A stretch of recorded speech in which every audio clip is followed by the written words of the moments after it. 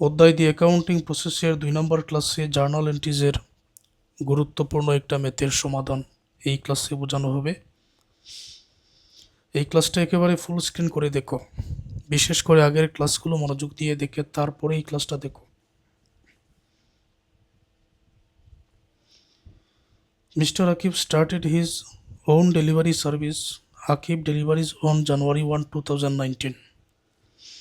জনাব আকিব ডেলিভারি সেবা ব্যবসা শুরু করেছেন জানুয়ারি 1 তারিখ 2019 সালে। রেকর্ড হচ্ছে give journal entries two record the above transaction. উপরের লেনদেনের সাধারণ জাবেদা দাখিলা দাও। সরাসরি আমি অঙ্কের সমাধানে যাচ্ছি। জাবেদা দাখিলা নির্ণয় করার প্রয়োজনীয় বেসিক নিয়মকানুন আগের ক্লাসে আলোচনা করা হয়েছে, অথবা সম্পূর্ণ বইয়ের বেসিকের 1 নম্বর এবং 2 নম্বর ক্লাসে আলোচনা করা হয়েছে। 1 তারিখে মিস্টার আকিব ইনভেস্টেড টাকা 30,000 ক্যাশ ইন দি বিজনেস।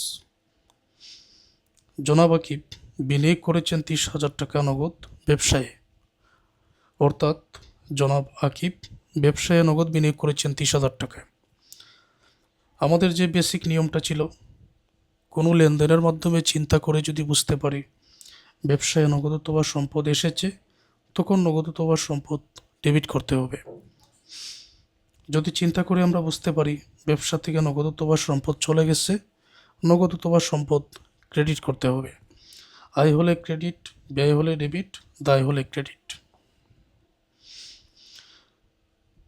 ব্যবসায় যেহেতু বিনিয়োগ করা হয়েছে নগদ 30,000, তাহলে ব্যবসায় নগদ 30,000 এসেছে ক্যাশ ডেবিট, নগদ এসেছে মূলধন হয়ে, সুতরাং ক্যাপিটাল ক্রেডিট। তোমাদের সময় বাঁচানোর জন্য জাবেদা দাখিলা আমি আগেই লিখে রেখেছি। ক্যাশ ডেবিট, ক্যাপিটাল ক্রেডিট, আর টাকার পরিমাণ হচ্ছে 30,000। ডেবিটে 30,000 বসিয়ে দাও, ক্রেডিটে 30,000 বসিয়ে দাও। এটা শেষ। পারচেজ ব্যান ফর ডেলিভারিজ 4 টাকা 15,000। ডেলিভারির জন্য ব্যান ক্রয় করা হয়েছে 15,000 টাকায়। মিস্টার আকিব পেইড টাকা 5,000 ইন ক্যাশ। জনাব আকিব নগদে পরিশোধ করেছেন 5,000 and signed A note payable for the remaining balance. পরবর্তী টাকা প্রদেয় বিলের মাধ্যমে সাইন করেছেন। জনাব আকিব ব্যান ক্রয় করেছেন 15,000 টাকা দিয়ে, তাহলে ব্যান তো একটা সম্পদ, ব্যবসায় একটা সম্পদ বেড়েছে, ব্যান অবশ্যই ডেবিট 15,000 টাকা। এই ব্যান ক্রয় করতে গিয়ে নগদ পরিশোধ করেছেন 5,000, তাহলে cash credit 5,000।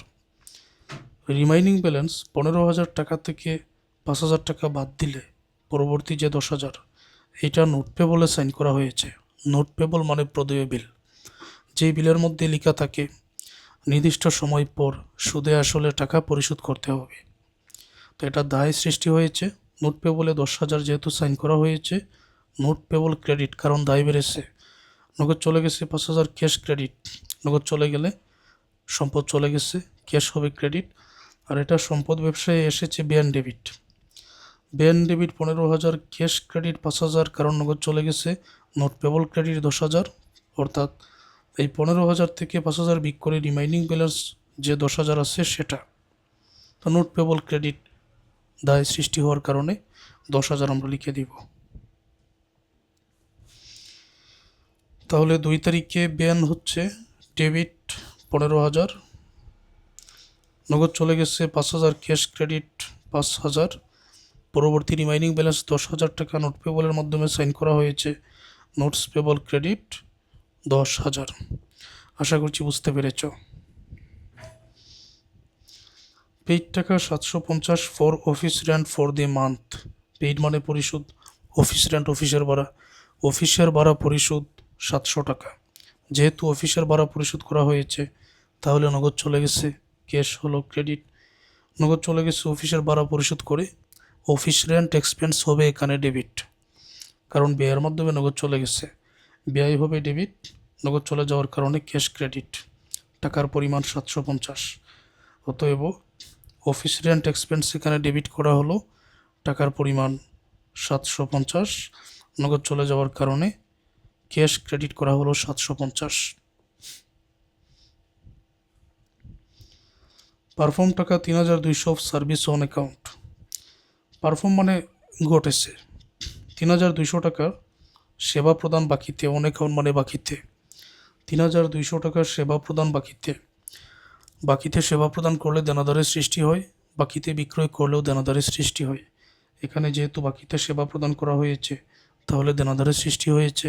Account receivable debit, আয় হবে ক্রেডিট, সার্ভিস রেভিনিউ ক্রেডিট। এটা নিয়ে সম্পূর্ণ বইয়ের বেসিকের 2 নম্বর ক্লাসেও আলোচনা করা হয়েছে, আবার এই অধ্যায়ের 1 নম্বর ক্লাসেও আলোচনা করা হয়েছে।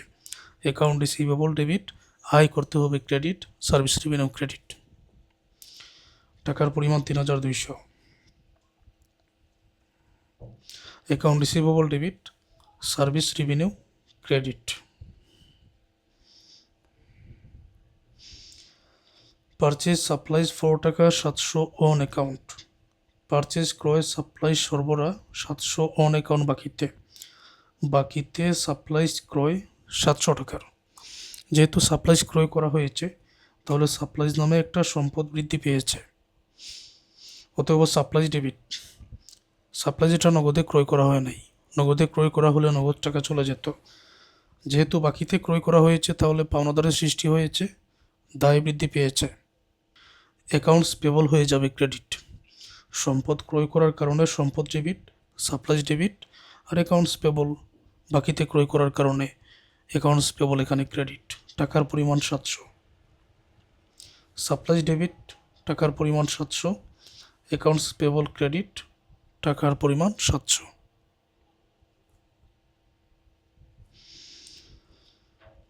তারপর রিসিভ টাকা 1200 for service provided on January 7।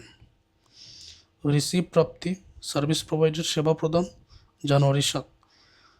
1200 টাকা প্রাপ্তি জানুয়ারি 7 তারিখের সেবা প্রদানের জন্য। জানুয়ারি 7 তারিখে সেবা প্রদান করা হয়েছিল দাঁড়ে 3200 টাকা। 3200 টাকা সেবা প্রদান করার কারণে দেনাদার অ্যাকাউন্ট রিসিভেবলের সৃষ্টি হয়েছিল। ওই দেনাদারের কাছ থেকে বর্তমানে 1200 টাকা পেয়েছি, রিসিভ প্রাপ্তি। তাহলে 18 তারিখে এসে আমি কিন্তু সেবা প্রদান করি নাই, সেবা প্রদান করেছি জানুয়ারি 7 তারিখে। ওই জানুয়ারি 7 তারিখের সেবা প্রদানের টাকা যে দেনাদারের সৃষ্টি হয়েছিল ওইখান থেকে আমি 1200 টাকা পেয়ে যাচ্ছি। তো যাই হোক, আমি দেনাদারের কাছ থেকে 1200 পেয়েছি ক্যাশ ডেবিট, কারণ নগদ এসেছে। দেনাদার দিয়েছে অ্যাকাউন্ট রিসিভেবল ক্রেডিট। এখন কিন্তু আর সার্ভিস রেভিনিউ হবে না, এখন আমাকে দেনাদার দিয়েছে। 7 তারিখে সেবা প্রদানের কারণে দেনাদারের সৃষ্টি হয়েছিল। 18 তারিখে এসে আমি 1200 টাকা দেনাদারের কাছ থেকে পেয়েছি, ক্যাশ ডেবিট। দেনাদার দিয়েছে অ্যাকাউন্ট রিসিভেবল ক্রেডিট। তাহলে 18 তারিখে আমি ক্যাশ পেয়েছি 1200 টাকা, ক্যাশ ডেবিট। দেনাদার দিয়েছে অ্যাকাউন্ট রিসিভেবল ক্রেডিট, এই যে লিখে দিলাম, হয়ে গেল। Made a cash payment of টাকা 6500 অন দি নোট পেবল। নগদ পরিশোধ প্রদেয় বিল, প্রদেয় বিলের 6500 টাকা পরিশোধ। তো যেহেতু প্রদেয় বিলের টাকা পরিশোধ করেছি, নগদ তো চলে গেছে, নগদ চলে গেছে মানে ক্যাশ ক্রেডিট। আর নোট পেবলের টাকা দিয়েছি, note payable debit. Note payable দায়ের মধ্যে পড়ে, দায় কমেছে দেখে এটা ডেবিট হয়েছে। দায় যদি বৃদ্ধি পেত তখন দায়কে ক্রেডিট করা হতো। নোট পেবল ডেবিট, নগদ চলে যাওয়ার কারণে ক্যাশ ক্রেডিট। অতএব নোট পেবল ডেবিট, টাকার পরিমাণ 6500। নগদ চলে গেছে, ক্যাশ ক্রেডিট 6500। রিসিভড ক্যাশ টাকা 1850 as full settlement of remaining money for service provided on January 7। Received cash নগদ প্রাপ্তি, ফুল সেটেলমেন্ট পূর্ণ নিষ্পত্তিতে, রিমাইনিং মানি যে টাকা বাকি আছে for service provided on January 7, জানুয়ারি 7 তারিখে সেবা প্রদানের জন্য। অর্থাৎ জানুয়ারি 7 তারিখের সেবা প্রদানের যে টাকা বাকি আছে তার পূর্ণ নিষ্পত্তিতে, ফুল সেটেলমেন্ট, 1850 টাকা নগদ প্রাপ্তি। এই হলো বাংলা অর্থ। আবারও বলছি, জানুয়ারি 7 তারিখে সেবা প্রদানের যে টাকা বাকি আছে তার পূর্ণ নিষ্পত্তিতে 1850 টাকা নগদ প্রাপ্তি। এখন হিসাব করতে হবে। 7 তারিখে সেবা প্রদান করা হয়েছিল 3200 টাকা, দেনাদারের সৃষ্টি হয়েছিল 3200। আমি 18 তারিখে কিন্তু 1200 টাকা পেয়ে গেছিলাম। ওই 7 তারিখের 1200 টাকা যেহেতু পেয়ে গেছি, তাহলে বাকি রইল 2000 টাকা। ওই 2000-এর পূর্ণ নিষ্পত্তিতে এখন 1850 টাকা প্রাপ্তি 28 তারিখে, আমার পাওয়ার কথা 2000 পেয়েছি 1850, তার মানে 150 এখানে ডিসকাউন্ট। কেন? ফুল সেটেলমেন্ট থাকলে বুঝে নিতে হবে ডিসকাউন্ট, পুনঃনিষ্পত্তিতে ডিসকাউন্ট হয়েছে। আচ্ছা, এখন নগদ পেয়েছি 1850, অবশ্যই নগদান ডেবিট। কোনো লেনদেনের মধ্যে নগদ ডেবিট হলে ডিসকাউন্টও ডেবিট, নগদ ক্রেডিট হলে ডিসকাউন্টও ক্রেডিট। তো নগদান ডেবিট 1850, ডিসকাউন্ট ডেবিট 150। তো সব মিলিয়ে দেনাদার দিয়েছে 2000 টাকা, নগদের টাকা ডিসকাউন্টের টাকা যোগ করে দেনাদারে করে লিখতে হয়। আচ্ছা, আমি ব্যাখ্যাটা তোমাদের এখানে বোঝাই। নগদ পেয়েছি 1850, নগদান ডেবিট, যেহেতু নগদ ডেবিট তাহলে ডিসকাউন্টও ডেবিট হবে 150। সব মিলিয়ে দেনাদারের কাছে পাওয়ার কথা 2000, অ্যাকাউন্ট রিসিভেবল ক্রেডিট। সবসময় নগদের টাকা ডিসকাউন্টের টাকা দুইটা যোগ করেই দেনাদারের করে লিখতে হয়, এটাই নিয়ম যে কোনো সময়। এখন যে ডিসকাউন্ট এখানে ডেবিট করা হয়েছে এটা ডেবিট হলো কেন? এটার উত্তর হচ্ছে দেনাদারের কাছ থেকে আমার পাওয়ার কথা 2000, আমি পেয়ে গেলাম 1850। কত টাকা আমি পাই নাই? 150। তাহলে ডিসকাউন্টটা হওয়ার কারণে যে 150 টাকা আমার পাওয়ার কথা এটা আমি পাই নাই।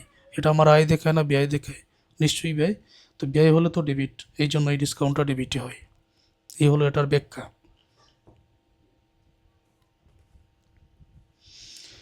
পেইড টাকা 1200 for employee salary and 800 for advertising bill. Paid পরিশোধ 1200, এমপ্লয়ি স্যালারি কর্মচারী বেতন 800, অ্যাডভার্টাইজিং বিল বিজ্ঞাপনের বিল বাবদ। উভয়টার মাধ্যমে কিন্তু নগদ চলে গেছে। তাহলে ক্যাশ ক্রেডিট, নগদ চলে গেছে ব্যয়ের মাধ্যমে। একটা ব্যয় হচ্ছে এমপ্লয়ি স্যালারি, যেটা স্যালারি এক্সপেন্স হয় ডেবিট এটার। আর অ্যাডভার্টাইজিং বা বিজ্ঞাপনের জন্য বিজ্ঞাপনের জন্য অ্যাডভার্টাইজিং এক্সপেন্স হয় ডেবিট। তাহলে দুইটাই ব্যয় আমরা এখানে ডেবিট করব। প্রথমটা হচ্ছে স্যালারিজ এক্সপেন্স ডেবিট, পরেরটা অ্যাডভার্টাইজিং এক্সপেন্স ডেবিট। উভয়টার 1200 আর 800 করে লিখব। আর উভয়টার নগদ টাকা কিন্তু চলে গেছে, এই জন্য ক্যাশ ক্রেডিট করা হবে। স্যালারি এক্সপেন্স ডেবিট টাকার পরিমাণ এখানে ছিল 1200, অ্যাডভার্টাইজিং এক্সপেন্স ডেবিট টাকার পরিমাণ 800, দুইটার টাকা যোগ করে ক্যাশ ক্রেডিট হবে 2000 টাকা। Supplies on hand at the end of the month টাকা 250, সাপ্লাইজ মজুদ আছে মাসের শেষে 250 টাকার। তো এটা দ্বারা কি বোঝাচ্ছে? জানুয়ারির 14 তারিখে, এখানে দেখো 14 তারিখে পারচেজ সাপ্লাই 700 টাকা অন অ্যাকাউন্ট, 700 টাকার সাপ্লাইজ বাকিতে ক্রয় করা হয়েছিল। সেই হিসাবে বর্তমানে তো 700 টাকার সাপ্লাইজ থাকার কথা, কিন্তু আছে 250 টাকার সাপ্লাইজ। তো 250 টাকার সাপ্লাইজ যদি থাকে, বাকি 450 টাকার সাপ্লাইজ তাহলে কোথায় গেছে? এটা ব্যয় হয়ে গেছে। এই জন্য এই 450 টাকা ব্যয় হিসাবে দেখাতে হবে। পরবর্তী ক্লাসে অ্যাডজাস্টিং এন্ট্রিজের ম্যাথ আছে।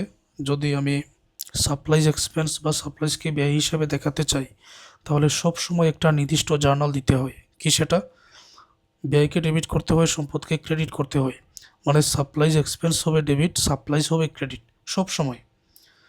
আমার সাপ্লাইজ টাকার কথা 700 টাকার, আছে 250 টাকার। তো বাকি 450 টাকা কোথায় গেছে? ব্যয় হয়ে গেছে। যদি ব্যয় হয়ে যায়, ব্যয়কে ডেবিট করতে হয়। মানে সাপ্লাইজ এক্সপেন্স সবসময় ডেবিট হবে, সাপ্লাইজ ক্রেডিট হবে। এটা জার্নাল নির্দিষ্ট। এই যে সাপ্লাইজ এক্সপেন্স 700 থেকে 250 বিগ করে 450 টাকা আমরা এখানে লিখে দিলাম। আর সাপ্লাইজ হবে ক্রেডিট 450 টাকা আমরা এখানে লিখে দিলাম। দেখো এখানে যদি ব্যয় দেখাতে হয় 450 টাকার, তাহলে ব্যয়কেই ডেবিট করতে হয়। মানে সাপ্লাইজ এক্সপেন্স ডেবিট, সাপ্লাইজকে করতে হবে ক্রেডিট। আশা করছি এই ম্যাথের সমাধানটা তোমরা বুঝতে পেরেছ এবং না দেখে এটা সমাধান তোমরা পারবে। ধারাবাহিক ক্লাস দেখলে সকল শিক্ষার্থীরা এটা পারার কথা। ধন্যবাদ সবাইকে।